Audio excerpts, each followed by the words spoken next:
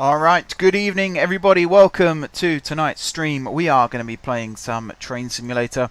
Like I said in the tweets before this, we are going to be doing loads of random scenarios. I haven't planned that far ahead. All I know is we're going to start off on the East Coast Mainline. Again, I'm being slightly biased because it is my local mainline railway. And we're going to be running between Welwyn Garden City and King's Cross, or King's Cross to Welwyn Garden City by the looks of things. So we're going to get straight in and start with that whilst we're waiting for other people to join. Now my PC is currently transferring some files onto a USB stick. And the reason I'm telling you that is because if there's any performance issues, frame droppage or stream lag or anything like that, that might be part of the reason why. The reason I'm doing it is because I got a brand new laptop. I was bought a new laptop as a graduation present. And I'm trying to get it set up at the moment so that I can actually record Football Manager and maybe some other series on this new laptop, because it's a gaming laptop, so it's pretty high spec. In many ways it's actually better than my desktop, so it makes sense to try and accommodate as many games as possible on the laptop, which means my desktop will then be freed up for entirely video rendering, which should make my production schedule that little bit easier. Streamlining, I think, is the term that I was taught many moons ago at university. This when I was doing engineering. I'm stalling for time as well because the game is doing its usual thing where it's coming up saying not responding whilst it's trying to load the scenario. But yeah, if there's any stream lag or anything like that, do let me know and I will pause the file transfer and see if that helps at all. So it's Wednesday, completely unrelated to railways, but the football transfer window for most of the UK closes tomorrow. So I'm probably going to be talking about that a little bit with various people that pop in.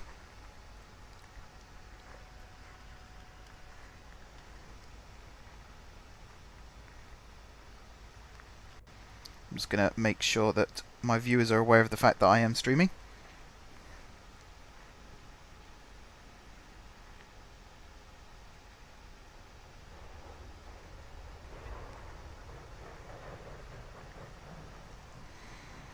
So yes, tomorrow's transfer deadline day for the Premier League, and technically it is for the Football League as well, although the loan window will reopen until the end of the month. Besides that, there's loads of interesting rail news that's worth talking about, which again I will be doing throughout the stream with various people, because I'm sure some stuff will get mentioned. If not, then I might bring it up as well, because we might as well talk about trains while we're driving trains. And then tomorrow will of course be Minecraft returning to the Guard City project. Friday we'll be back in Planet Coaster. Although again I'm not 100% sure what I'm going to do in Planet Coaster this week, because last week we built the queue line for tech tours and we also built the exit rampway. Hello Ben. We built the exit rampway and we also built the gift shop / restaurant area for the ride. So I'm not quite sure what I'm going to do with that. I've had a couple of ideas. We might go to different areas of the park and give that a go and see what happens. Oh, this is taking forever to load. Hello Kurt, how was your stream? I didn't get to see much of it unfortunately because I was busy setting up my new laptop. I saw you start one of the games and that was about it.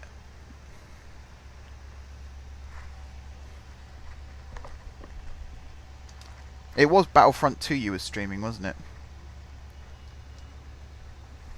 I could smell the loot crates. Come on game, there we go. It's running a bit smoother now. Ah, okay. Cool. Right. Here we go, nice and smooth. So we're not driving any of the exciting HSTs, unfortunately. We are driving this, which is actually one of my favourite electrical multiple units, the Class 365. Good afternoon, driver. You are currently at London King's Cross Station, waiting for your booked departure time to leave for Welwyn Garden City. You will be calling at all station stops along the way. Start by collecting your passengers from King's Cross and then wait for your pre-booked departure time. There's a couple of reasons already as to why this scenario is unrealistic. First of all, actually, what platform are we? Oh no, we are in the right platform. I was about to say all stopping services don't leave from the single-digit platforms. They leave from 9, 10, and 11, which is we are actually in 11. Screw Great Northern. Actually, that's one of the things I wanted to talk about tonight. I'm going to stand up for Cavier a little bit. The other reason this scenario is unrealistic is because Class 365s do not operate the all-stopping services. They are mainly 313s and 317s, and this day and age, I think the 321s did for a while as well before they were moved on elsewhere. So I think it is still the 313s and 317s for the time being. The 387s operate the express services, some of the 365s operate the remaining express services, and the rest are up in Scotland. I'm actually not going to rant about it. It's more of... I'm sure Q is supposed to cancel the AWS. Yeah, and yet I pressed it and nothing happened. Yeah, it's not going to be a rant, it's actually going to be a correction. So the anger at the moment towards Cavier is that the new timetable that they implemented in May, so 3 months ago now, hasn't worked, and it's obvious that it hasn't worked.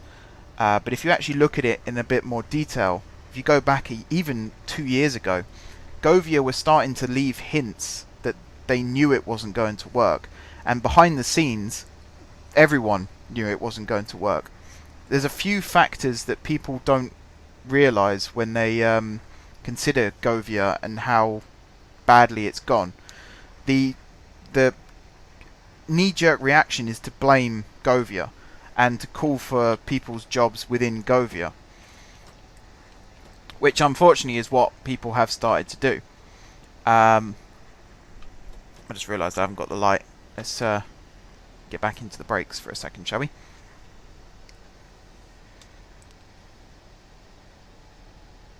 Wait for the green light. There we go. So yeah, Cavier don't operate... well, hang on. Let me go back a little bit further. So there's a thing called a franchise award, which happens from the Department of Transport. So different companies compete in order to win the right to operate a franchise. So, for example, Cavier... Actually, that's a bad example. For example, Abellio currently have the franchise for Cross Country. So even though the trading company's name is Cross Country and they've got the really nice colour scheme, they're actually owned and operated by Abellio, who won the right in the franchise tendering process from the Department of Transport. Yeah, Stagecoach with East Midlands, also Stagecoach with many other franchises across the country. Not as many as they had before. They did used to have South West Trains as well, which is now South Western Railway, which is operated by Pass. I actually can't remember that one. They've changed a lot recently, which is why I struggle to remember who's got what these days. We should have our lights on. Oh, no, that's not the light. That's the light.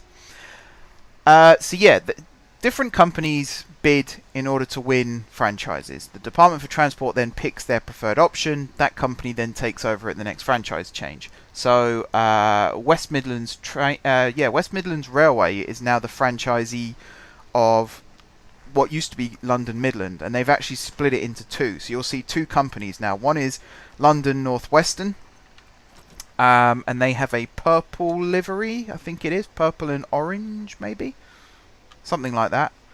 And then the other one is West Midlands Trains, or West Midlands Railway. I can't remember exactly what it's called. And they have a green or yellow livery, because I'm sure they originally said it was going to be green. Hang on, I'm trying to remember. I think actually green is the London... Oh, someone will look it up. Someone will look it up. The point is, there's a lot of franchises that have changed hands recently. Now, Cavier won the rights to have Thameslink, Great Northern and Southern, which used to all be individual franchises. They got combined into one big franchise, mainly because of the upgrade works as part of the Thameslink program, which are due to be finished in December of this year. And as compensation for Cavier taking over this franchise that's now 3 times the size that it used to be, and also as compensation for the London Bridge rebuild and all of the other infrastructure work that's going on as part of the Thameslink program, Cavier don't actually operate it in a traditional franchise agreement. They actually operate it under a management contract, which means that they themselves have very little financial risk involved in running the franchise, but as a result of that, they do have to do what they're told. So the Department for Transport and Network Rail kind of have equal rights over the franchise as Cavier do. Now that's caused some problems now because... Oh, that's lag. That's real lag in the game. Wow. Why is that lagging? God, that was bad. Yeah, that's caused some problems in the real world because, again, if I move away from Cavier for a second and talk about Virgin. Now, Virgin have just lost the East Coast franchise. If you go to King's Cross now and you look for the HSTs and the Class 91s, you will see that they're no longer Virgin branded. They are now called London North Eastern Railways. So LNER has returned, and that is a Department for Transport run franchise. They're basically running it until the next franchisee can come in and take over. Now, part of the reason for Virgin's failure on the East Coast was because they agreed to certain financial payments, and they basically overestimated how successful their franchise would be. The other reason it failed was because the new trains that are coming in, the 800s and the 801s, were supposed to have been in operation around about now. But because Network Rail took too long to do the necessary upgrades, it ended up overrunning, which is now why most of the trains won't be introduced until December, and the rest of them will be introduced next year. But the Department for Transport have taken Virgin off the East Coast because they couldn't deliver trains in time because Network Rail didn't deliver the upgrades in time. So it's something that is completely out of their control, but they're the ones who've ended up paying the price for it, as it were. So going back over to Thameslink and Cavier. Cavier are not responsible for the infrastructure of the track. That lies solely with Network Rail. Certain projects... I'm not going to stop in time here, am I? Certain projects have overrun. I am going to stop in time. Or maybe not. Come on. I'm distracted by talking.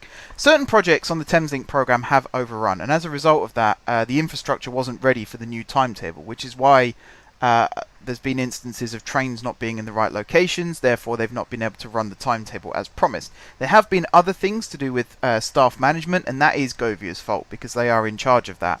But the infrastructure side of things is not their fault. Also the fact that a lot of the new trains weren't delivered on time. They were actually delivered late, which is also not the fault of Thameslink or Cavier. That is the fault of the manufacturers, in this case Siemens, who created the new Class 700s.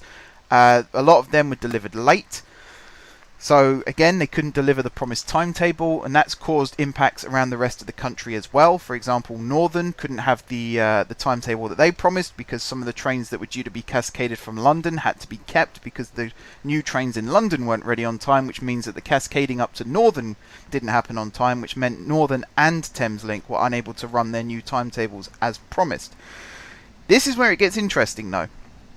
There is a process in the UK whereby if a company feels like they can't deliver the new timetable on time, in other words, when the timetable change occurs, then they can apply for an extension to their timetable change. So in other words, both Cavier and Arriva, is it Arriva or is it? I might have to check that one. It's either Arriva or Abellio have the Northern franchise. Both of them applied to have their timetable change postponed until December. But in order for it to be accepted, the application, every other train operating company in the UK has to agree with it. And they didn't, which meant both Thameslink and Northern, knowing full well that their new timetable wasn't going to be ready in time, the trains weren't going to be ready, they wouldn't have the staff, and in other words, they couldn't run the timetable, both companies were forced into it. Because all the other companies in the UK didn't allow them to postpone the timetable change. So I still think it's bad what Cavier have done, and I still think it's bad what Northern have done. Northern not as much, because they seem to have fixed it a lot quicker than Cavier. However, I do see why it happened, and I do think that people who are very quick to jump on the news and blame Cavier and ask for certain people to lose their jobs, they are actually directing the blame at the wrong people. Whoever was in charge at the Department for Transport when the franchise was awarded, they need to be held responsible, because they delivered a poor franchise to a company that they knew wouldn't be able to run it. I've got more lag here. This is not going well, is it? And the other fault is the other train operating companies in the UK. I feel like there's a bit of sabotage going on, perhaps. Again, knowing that one of their competitors wasn't going to be ready on time, and yet not doing anything to help them be ready on time. So it's a little nefarious. I'm not going to throw accusations around, but I do want to make it a little bit more clear as to where the blame should lie.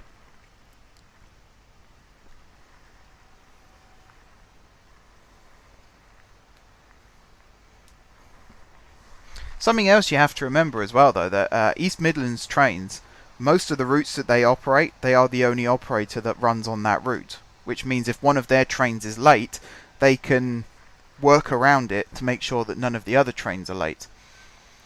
Whereas, you know, Cavier, yes, they have Thameslink, Great Northern and Southern, but they're all operated as individual companies within Cavier, so they're not always necessarily talking to one another.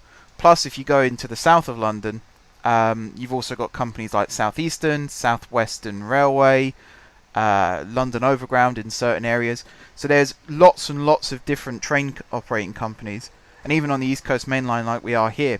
Yes, Great Northern have the slow lines, but all the express trains are also relying on Hull Trains, Grand Central and LNER to be running on time. If any of those companies start running late, then it impacts on Great Northern and Thameslink now.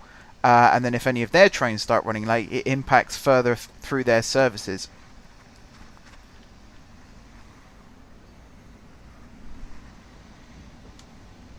It's unfortunate, really. The East Coast and the West Coast main lines are arguably the two busiest main lines in the country, with a lot of train operating companies running on them.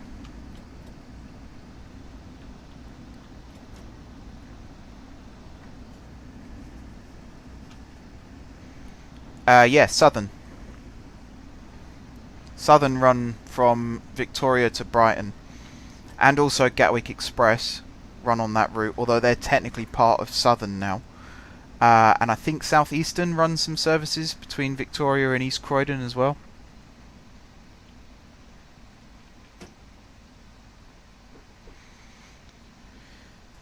All the lines south of London are some of the busiest in terms of junctions. I mean, you've got Clapham Junction, which is the busiest railway junction, one of the busiest in the world. I'm pretty sure it's the busiest in Europe, and it's certainly the busiest in the UK.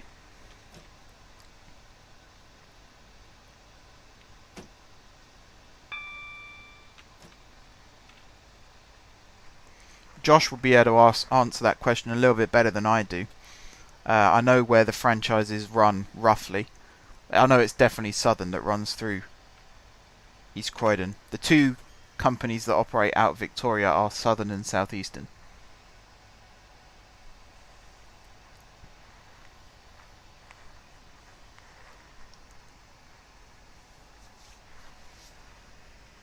So another thing that makes me laugh, actually, at the moment, is the temperature, obviously, is very hot at the moment. And there's lots and lots of people that are tweeting TfL, telling them that the London Underground is too hot. And, I mean, Kurt, you're like this, if you're listening. because I'm about to explain the laws of thermodynamics again. One of the biggest complaints about the deep level tube tunnels is that there is no air conditioning on the trains. And TfL, to their credit, tried to answer most people's criticisms by telling people that there are new trains on order. And they will be hopefully beginning to enter service in the early 2030s. The reason it takes so long is because you can't just design a conventional train to run in a deep level tube tunnel. It has to meet certain criteria. The carriage lengths have to be so that as it goes around a corner it won't foul the edges. You know, the loading gauge is completely different to a conventional train, as I'm sure everyone knows. So, Siemens have currently been awarded the rights to build new trains for the Piccadilly line, I believe it is, with the intention to then increase that order for all of the deep level tube lines. Exactly. That's exactly the point, Kurt. It takes a long time to build these new trains. But because TfL replied saying the new trains will be ready by early 2030, everyone replied saying, oh, early 2030, thank God for that. I thought you were going to say late 2030. And basically trying to tear TfL a new one. But there's a few other reasons as to why it's going to take so long, because actually 12 years from now is 2030, and like I said, you can't just go and build a new tube train and instantly start running it, particularly if that new tube train is going to have air conditioning, because the reason that there is air conditioning on Crossrail is because they are brand new tunnels that have been dug over the last few years with air conditioning vents in mind. Same as why you can have air conditioning on the Circle, Metropolitan District and Hammersmith and City lines, because when they were first built it was the days of steam, so they had to have regular ventilation shafts for the smoke and the steam to escape. Those same ventilation shafts are now being used to exhaust all the hot air that's coming out of these air conditioning units. The reason you can't do that in the deep level tunnels is because they weren't built with ventilation shafts like that. They were always electric, so they never had to get rid of steam and smoke. So as part of the upgrade works to introduce these new trains, as well as building the new trains, that will take 2-3 years tops. It's the fact that they have to rebuild stations, tunnels and other infrastructure in order to allow hot air from the air conditioning units to escape, and it's going to take about 12 years to do that.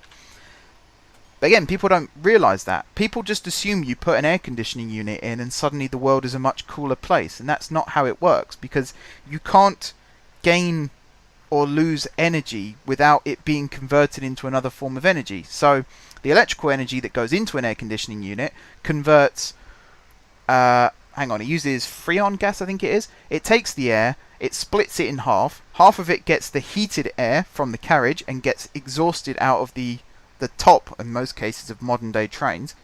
And the rest of the air gets cooled via the gas and then gets pumped back into the carriage. I imagine it's pretty bad. They do from time to time now run some special services using original Metropolitan Railway steam locomotives and carriages. I can imagine it's a bit of an ordeal though. But yeah, as Kurt knows all too well, I had to explain the laws of thermodynamics to someone last year, and I feel like I have to do that this year as well for people that complain about the London Underground, because it's not just as simple, as I said, as putting air conditioning units everywhere.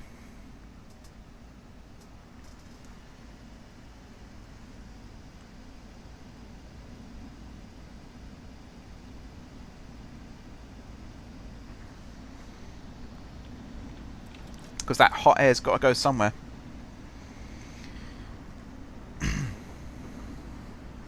Every year, once a year, we gather everyone around the fire and I explain the laws of thermodynamics. But I think TfL as an experiment should put an air conditioning unit on a train and just, instead of feeding the exhaust out the window, just leave it in the carriage with all the passengers and see how long it takes before someone complains that it's too hot. Like my air conditioning unit, I have to have a pipe that goes out of my window, and if that pipe falls inside during the night, it's bad news. I have to get up and put it out again, otherwise I'll end up probably dying of heat exhaustion in my sleep, which is not a very nice experience, but there you go.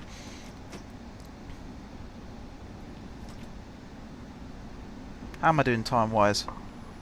I'm actually sort of running to schedule. I'll be 23 seconds late as it stands.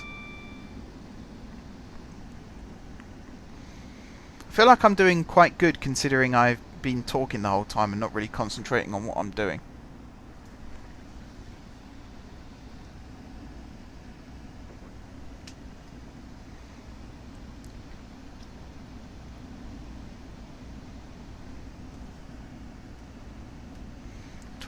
I know. All those commuters that are going to be sacked from their jobs because they were 23 seconds late to work.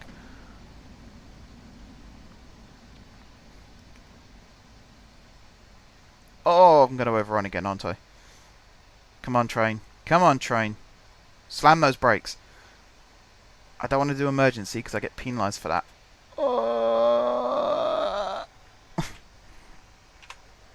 I mean, it's only half the carriage that's sticking out beyond the platform. It could be worse.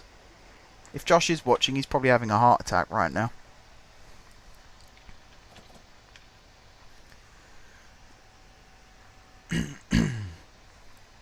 So yeah, those were the two things I wanted to clear up at the start of this stream.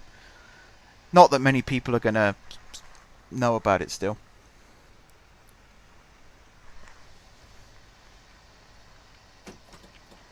It's interesting though. It's mostly interesting because not everybody knows about these things. Not everybody knows about Thameslink being denied the right to extend the deadline for changing the timetable. And actually Northern and Thameslink are now not introducing a new timetable in December because they're still trying to sort out the one that they tried to introduce in May. Oh, the lag again.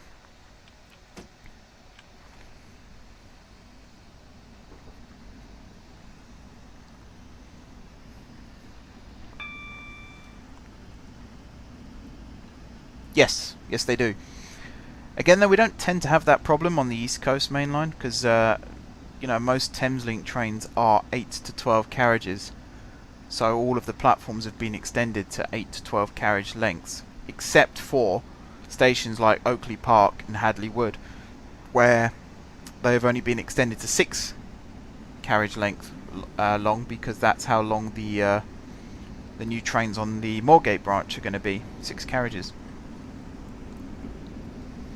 Actually, even London Underground, Baker Street is a good example.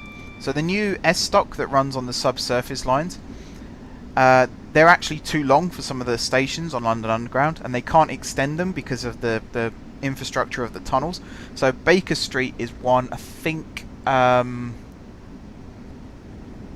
trying to remember. Great Portland Street, I think, is another one, where the front and rear carriages, the outermost doors don't open.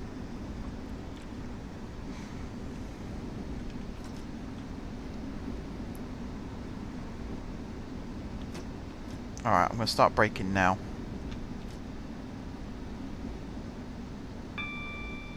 I think it's supposed to be a mile where you're supposed to start braking. Hey Sparky. I haven't actually put them in the game yet. I was going to do that tonight. I'm actually transferring all of the files over onto my new laptop so I can start playing Football Manager on there instead rather than on my desktop all the time. So I'll be bringing the new kits in then. I'm actually waiting for Kurt to produce something for me as well that I can put onto the kits before I put them in the game. Not that I'm nagging Kurt or anything. Oh, no. Other way.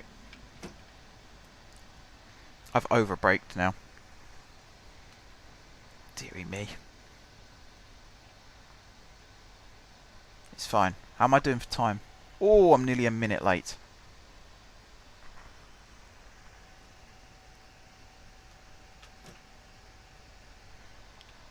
Sure. There's no rush because I'm not planning on streaming the game just yet, although I'm close to being able to start streaming it again. But I'm not going to put a timeline on it because people will start nagging me about it, no doubt. The same people that then won't watch it when I do start streaming, because that happens every year. Every year I get about 4 or 5 people say to me, when are you going to do Football Manager again? And then when I do it, they don't turn up once. I could stream it for 7 weeks in a row and they won't turn up once. And then I'll stop and they'll go, when are you going to stream Football Manager again? And I just have to reply saying, well, I did and you missed it. People are morons at times.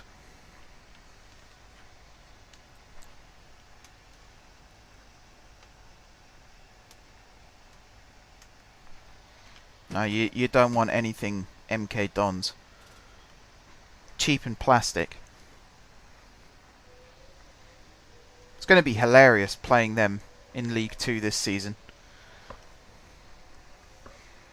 Really hope we beat them home and away.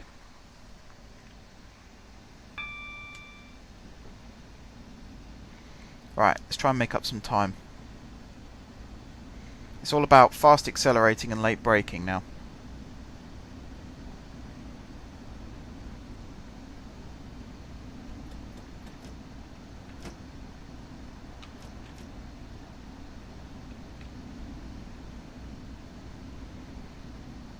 How many more stops have we got after this one? A lot. I think the answer to that is a lot.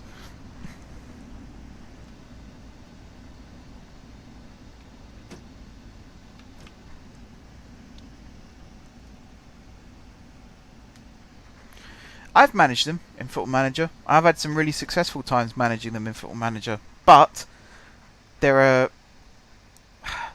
That's the thing, like, nowadays they're not that bad. They have some very arrogant fans. I think every club has very arrogant fans, though, so I've got to be careful saying that, because I know Stevenage do as well.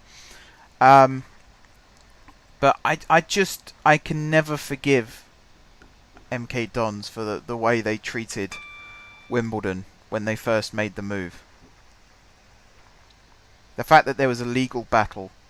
I've said this before in previous streams, actually. I saw it again quite recently when I was doing the reruns. MK Dons declared themselves an entirely new football team when they moved. And that was back in 2004, was it? Or before that, even?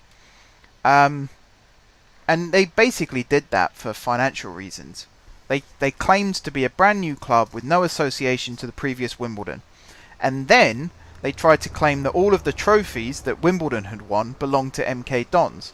But you can't have both. You can't be an entirely new club and then try and take your old glories with you. So AFC Wimbledon now have the trophies that the original Wimbledon won. And that seems right to me because they are still Wimbledon. They operate as a new club now, but not because of financial reasons, but because of legal reasons. They can't be Wimbledon now because Wimbledon has been and gone. So I think their chairman was really dodgy trying to do that.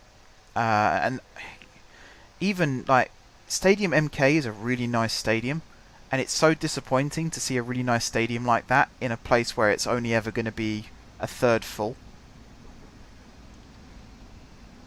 Even in MK Dons' most successful days, the top tier was still mostly empty.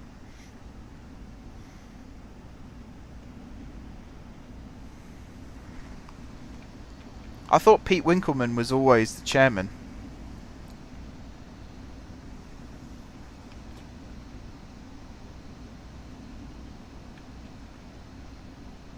Whoever it was, you know, it was dodgy beyond belief. And the fact that it went to a huge legal battle. It's a nice stadium to look at. And you see videos of it and you see pictures of it and you think, wow, that's a really nice stadium. But it's a really horrible stadium to be on match days because it's virtually silent the whole way through. And it's not because the fans aren't chanting, because they are. It's the fact that it's such a big space and such a little crowd, you can't hear it. Okay. I don't know the full ins and outs, I'll admit that. I'm really not doing a very good job of keeping to the timetable here. It doesn't help, actually, that the game is running really slowly. I think the file transfer is part of that.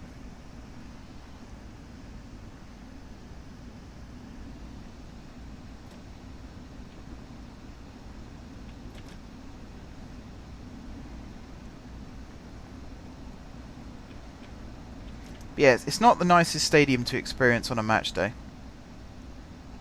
It's just, it feels eerie. It's just silent. Stevenage fans are loud, and even they can't be heard in that stadium.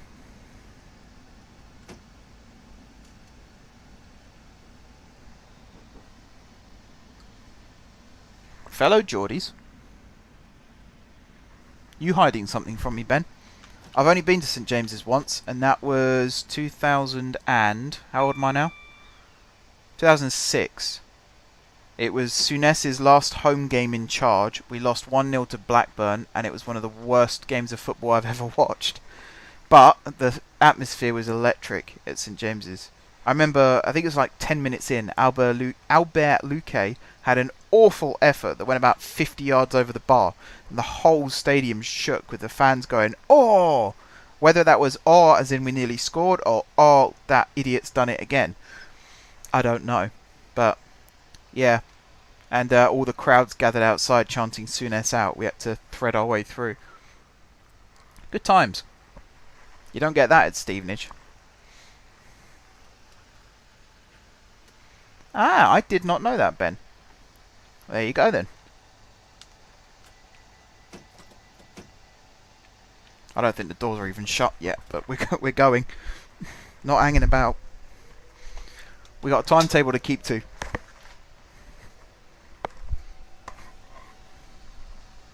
These trains are incredibly quick accelerating. Look at that. Back of the train's not even left the platform yet, and we're going 30 miles an hour.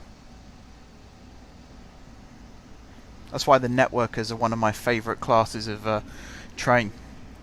The 165s and 6s, the 365s. I don't know why there was never a 366. I guess there didn't need to be. Because the other two, the 465 and the 466 as well. There was never a sequel to the 365. The networkers are all very nice trains. When the Channel Tunnel was first built, the original plan was to have networkers run through the Channel Tunnel instead of the Eurostars. Obviously that never happened.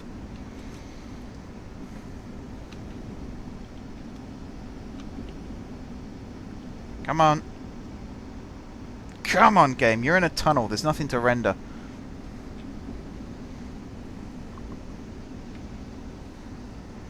This scenario, I think, is half an hour or 40 minutes. Something like that. It's going to be a hell of a lot longer with this lag. Right, Potter's Bar. We're not actually that far away now. It's Potter's Bar, Welwyn Green, Brookman's Park, Hatfield, and then Welwyn Garden City. And that's the end of this scenario. I should start braking.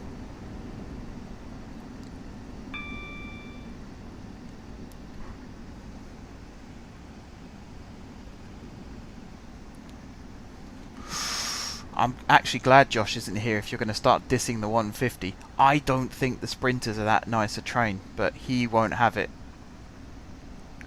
I'm not going to argue. I'm used to a different type of train where I'm from. No diesels. I've only ever been on 3 non-heritage diesel trains in my life, and 2 of them were up north. I think that tells you all you need to know.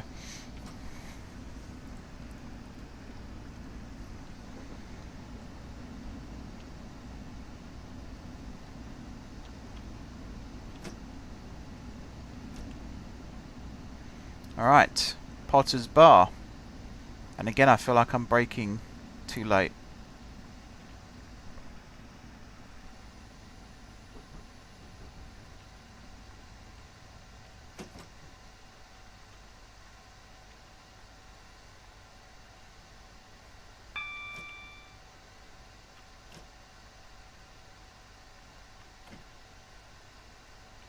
Any second now, train. If you want to stop, that would be marvellous.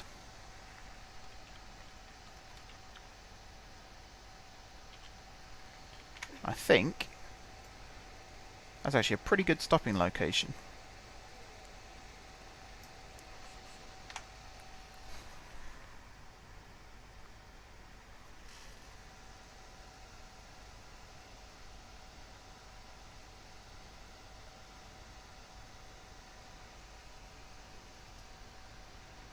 Right, apologies if I go silent for a second, I'm just putting in my KFC order.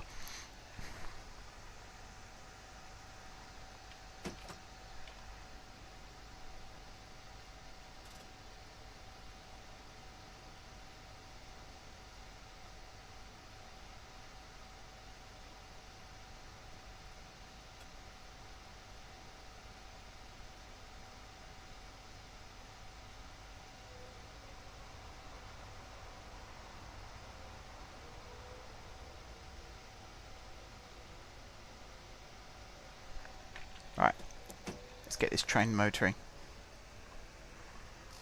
Sort of. My family... Oh, I missed that train go past. My family went out for a meal tonight and I couldn't join them because I was doing this stream.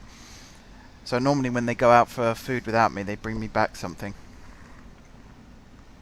So I asked for a KFC this time, because why not? Change it up a little bit. I need my popcorn chicken.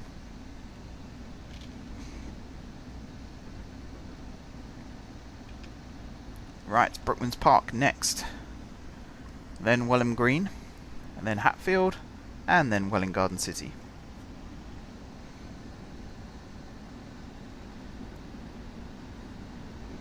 We are going downhill, so I am going to cut the power a little bit, maybe leave it on step 1.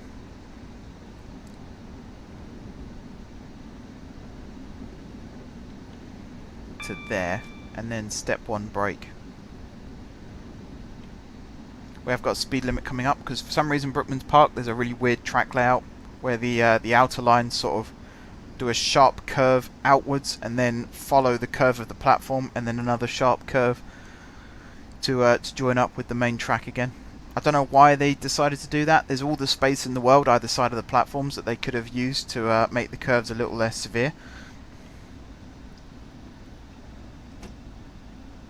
But hey, I don't make the rules. There's another train going the other way.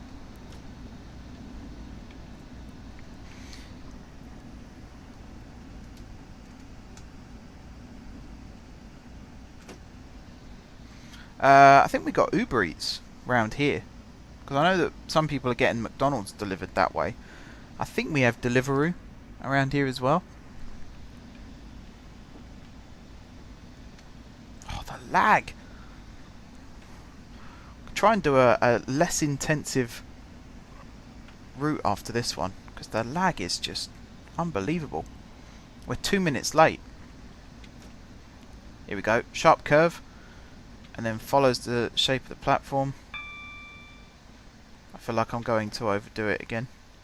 So I overbrake, which then makes me stop braking, and then I get distracted, and then I end up underbraking. Amazing how that works, isn't it?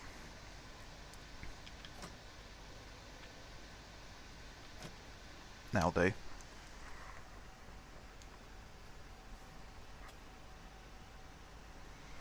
That sucks.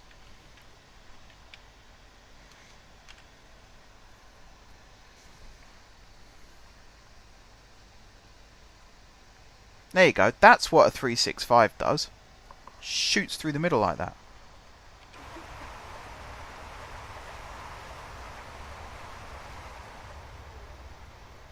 Yeah, that's what they're known for.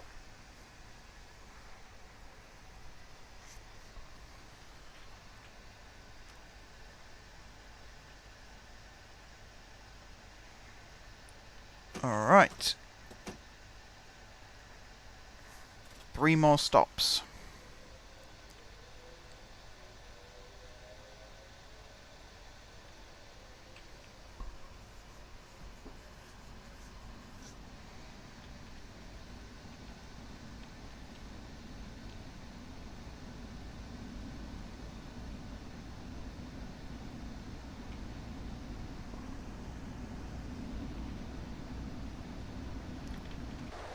See what I mean? They got all the space. Even that bridge there, they could widen it a little bit in order to make the track layout a little bit nicer.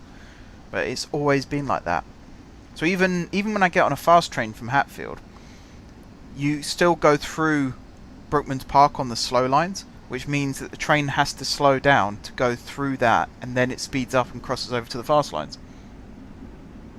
Yes and no. Northern, I think, are actually inheriting a load of sprinters from around the country. East Midlands trains, the franchise is up for renewal. I think it's next year or the year after. I think cross country is first, then East Midlands trains, and also oh, what's the other one? There's like 3 or 4. Oh crap! We're not stopping at Welwyn Green. I got distracted. Now we got to wait for the... There goes my score.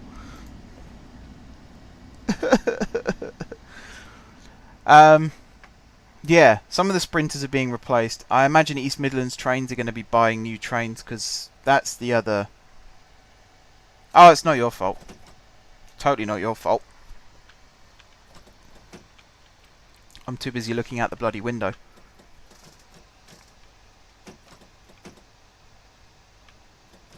I've actually forgotten.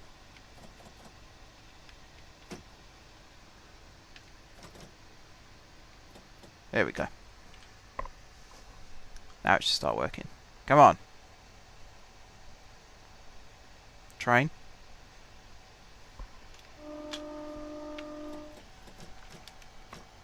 What have I done?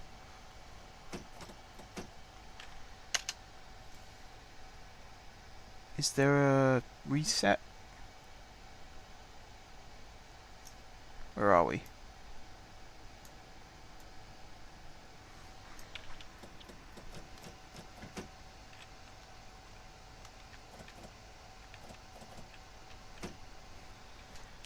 I actually don't know how to reset the emergency brake.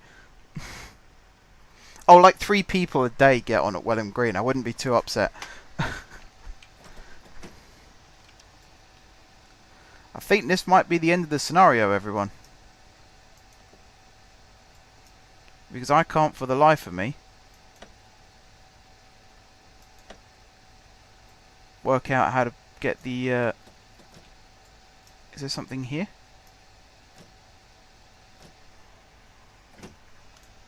Hang on. Stick it in emergency. Let everything settle. Oh! I'm an idiot. The reverser. A really crucial piece of equipment.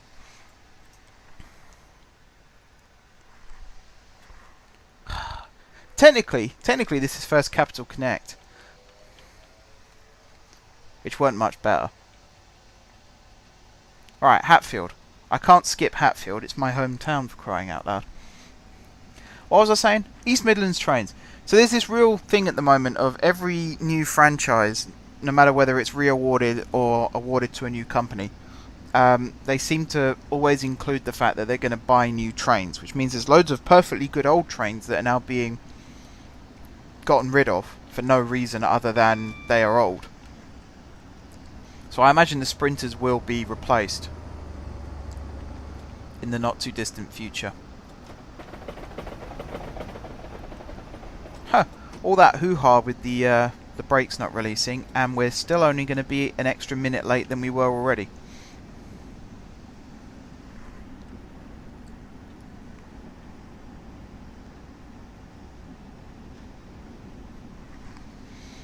Yeah, that's the other trend as well. Take trains out of the name and add railway instead. Southwest Trains became Southwestern Railway. West Midlands Trains is now West Midlands Railway. Which is, I think that's a misleading name, because the franchise company, literally their only thing is to run the trains. They have no control over the railway whatsoever. And yet it's always got railway in the name. Even Thameslink, their official name is Thameslink Cavier Railway.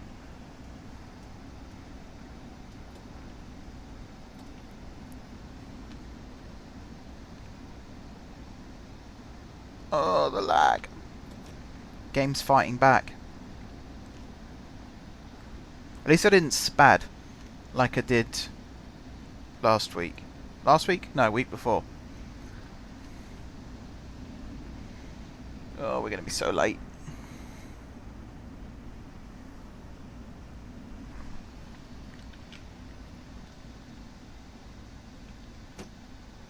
Right, depending on when my food arrives, it might be a shorter stream than planned. Which might not be a bad thing, considering my driving skill so far tonight. So I'll do this one. I've been going for nearly an hour now. So after this, I'll do like a 20-30 minute one, if I've got any, and then that will probably be it for this evening. But tomorrow is the Garden City project. Forgot the name of the bloody series then. And we're going to be doing some really cool stuff in Minecraft. More logistics, more digging out of the pyramid, and start creating a central storage system. I think I'm going to start dabbling in applied energistics as well. Here we are, Hatfield. There used to be a sign, I think it's this one here. They replaced it. It now says, like, if you ever go to, oh god, put the emergency on again. If you ever go to Cambridge, it says home of Cambridge University and Anglia Ruskin University, and there's loads of other universities in the country that have station signs like that. Hatfield finally has one that says home of the University of Hertfordshire.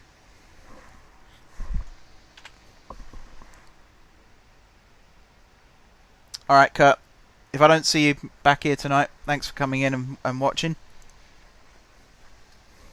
Enjoy my calamitous train driving.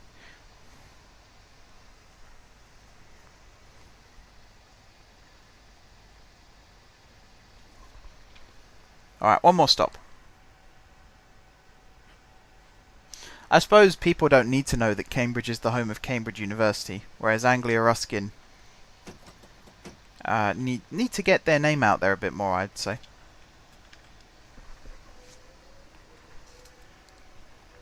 The only reason I know where that is because my brother went to an open day there and nearly went there.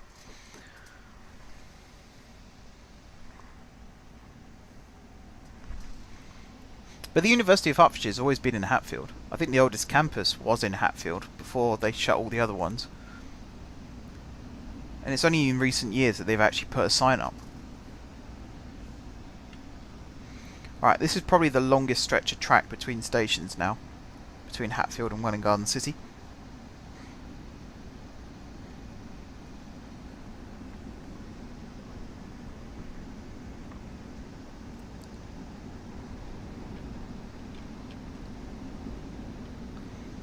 There we are, coming up to a 25 limit, which I will need to slow down for. So that's the A414 we're now going under. Stanborough Lake's off to the left. Many happy days of my childhood spent there. And my school just the other side of it.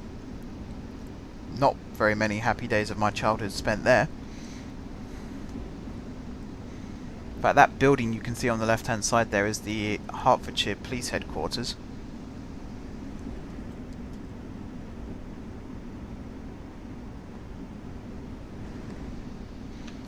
Oh yeah, I've heard it's a very good uni. It's just an unfortunate location, really. They're sort of the second billing when it comes to Cambridge. I've heard very good things about them, though.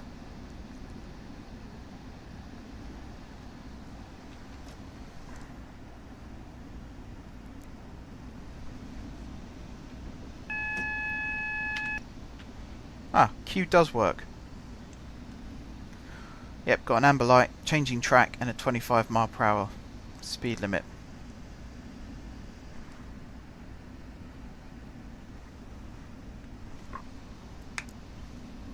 It's one of these things, like, I know Oxford and Cambridge are good. I know that.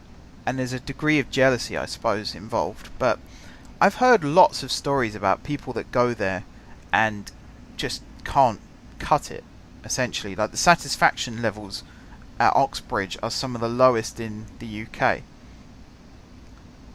And they live off their reputation more than anything. Because it's always going to be Oxford and Cambridge.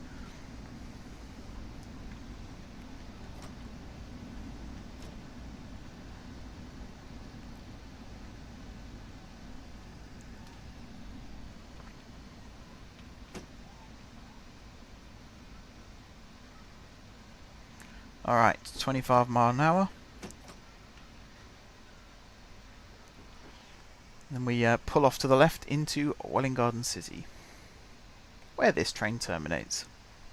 And I get my arse handed to me by my supervisor for putting the emergency brake on not once but twice, missing a station stop, speeding on several occasions. I'm sure Josh will look at my score and laugh at me, and I'm probably going to get a Steam message from him later. But I would argue that I imagine when he did it, he was sitting in a silent room by himself, concentrating. Yeah, I mean, I went to school with some people that went to Oxford. Why is the emergency brake coming? There wasn't an AWS warning.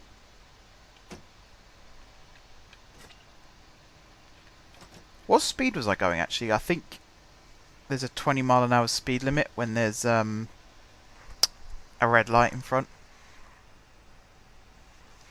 But yeah, I knew some people that went to Oxford and Cambridge. They were nice people.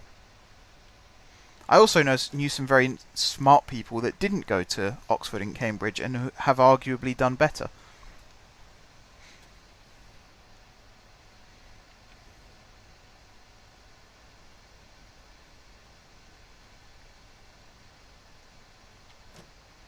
Alright, let's just get this horrible journey over with, and we can start looking at something different and exciting. Oh, that was terrible. That's probably the worst I have ever driven, and I spadded last time out.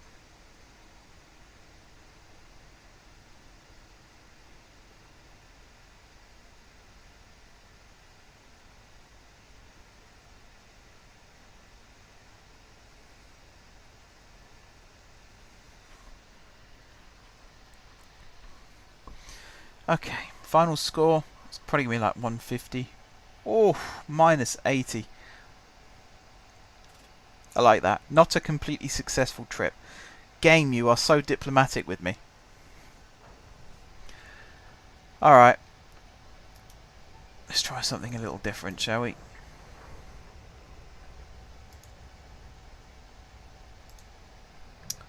What have we got?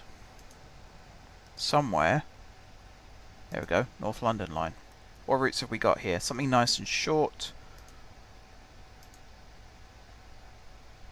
Take on the first part of a once-a-day service from Woodgrange Park to Willesden Junction. For now, you will be in charge of the controls between Woodgrange Park and Hampstead Heath. And then this is the second half, which is into Willesden Junction. We could do that, or we could do this one. Or there's railfan ones. Actually, it sounds like my food has arrived, so I might have to end the stream here. Tell you what then, next time, so next week, hopefully if there's a stream, it will be the Somerset Hills Railway again. And then the week after that, we'll do the North London line, and we'll do this one-time only scenario. That's what I'm looking for.